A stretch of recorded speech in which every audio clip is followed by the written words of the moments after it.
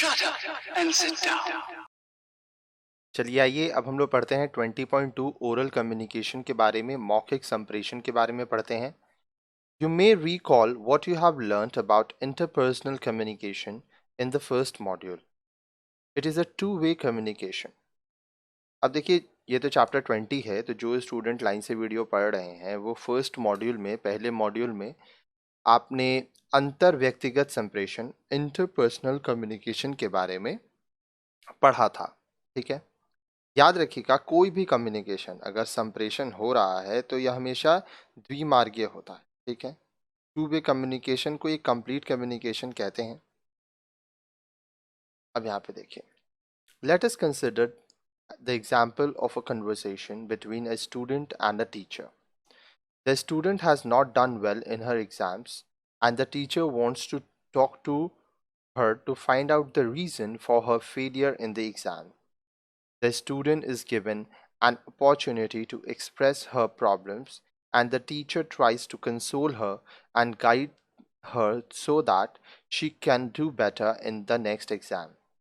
This is an example of oral communication between a student and a teacher. अब देखिए, आइए हम एक अध्यापिका और छात्र के बीच होने वाली बातचीत का उदाहरण लें। छात्र ने परीक्षा में अच्छा प्रदर्शन नहीं किया है और अध्यापिका परीक्षा में असफलता के कारणों का पता लगाने के लिए उससे बात करना चाहती है। छात्रा को अपनी समस्या बताने का एक अवसर दिया जाता है और अध्यापिका उसे सांत्वना देने का प्रयास करती है और उसका मार्गदर्शन करती है, जिससे वह अगली परीक्षा अच्छी तरह से दे सके। यह अध्यापिका तथा छात्रा के बीच होने वाले मौखिक संप्रेषण का उदाहरण है। Oral communication is similar to interpersonal communication where there is a two-way communication. This is called face-to-face communication or person-to-person communication. This was the only form of communication when there were no means of modern communication. अब देखिए, मौखिक संप्रेषण अंतर व्यक्तिगत संप्रेषण के समान ही होता है, जिसमें द्विमार्गीय टू वे कम्युनिकेशन द्विमार्गीय संप्रेषण होता है। इसे आमने सामने का संप्रेषण या व्यक्ति व्यक्ति के बीच का संप्रेषण भी कहते हैं। जब संप्रेषण के आधुनिक माध्यम नहीं थे, तब संप्रेषण का यही प्रकार अस्तित्व में था। Oral communication is an effective PR tool which allows for questions and clarifications. मौखिक संप्रेषण जनसंपर्क का एक प्रभावशाली उपकरण है जिसमें प्रश्न और स्पष्टीकरण की संभावना होती है। आगे देखिए, स्पीच एंड इंटरव्यू, भाषण और भेंटवार्ता, इंटरव्यू को भेंटवार्ता भी कहते हैं। You must have heard or seen the Prime Minister or President addressing the public on special occasions like Independence Day through the radio or television. Have you found their talk impressive? What have you learned from their messages? आपने प्रधानमंत्री जी या राष्ट्रपति जी को radio या television पर स्वतंत्रता दिवस जैसे विशेष अवसरों पर लोगों को संबोधित करते देखा या सुना होगा। क्या आपको यह संबोधन प्रभावी लगा? आपने इस संदेश से क्या सीखा? This is an example of a speech which is a primary form of oral communication. A good speech helps in effectively communicating to the public. If the speech is delivered before a live audience, it provides an environment for a two-way communication.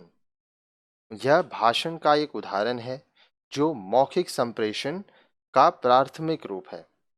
एक अच्छा भाषण public से प्रभावी ढंग से संप्रेषण करने में मदद करता है। यदि भाषण श्रोताओं के समक्ष दिया जाता है तो इसमें द्विमार्गीय संप्रेषण का माहौल बनता है। You must have heard the term interview. You may even have heard or seen an interview with a film star or cricketer on radio or television. आपने भेंटवार्ता इंटरव्यू शब्द सुना होगा। आपने रेडियो या टेलीविजन पर एक फिल्म सितारे या क्रिकेट खिलाड़ी के साथ इंटरव्यू सुना या देखा होगा। Now, let us understand what the term interview means. तो आइए अब हम भेंटवार्ता इंटरव्यू शब्द का अर्थ समझें। Interview is another form of oral communication where you find one person asking questions and the other answering them. अब देखिए, भेंटवार्ता मौखिक संप्रेषण का दूसरा रूप है जहां आप देखते हैं कि एक व्यक्ति प्रश्न पूछता है और दूसरा उसका उत्तर देता है। The former is called an interviewer and the latter the interviewee. In this method, the interviewee gets an opportunity to impress the audience, fulfilling one of the goals of public relations. अब देखिए, भेंटवार्ता मौखिक संप्रेषण का दूसरा रूप है जहां आप देखते हैं कि एक व्यक्ति प्रश्न पूछता है और दूसरा उसका उत्तर देता है। पहले को साक्षात्कारकर्ता तथा दूसरे को साक्षात्कारदाता कहते हैं। इस विधि में साक्षात्कारदाता के पास श्रोताओं ऑडियंस को प्रभावित करने का अवसर होते हैं जिसमें जनसंपर्क के एक लक्ष्य की पूर्ति होती है। तो इस तरह से इंटरव्यू होता है।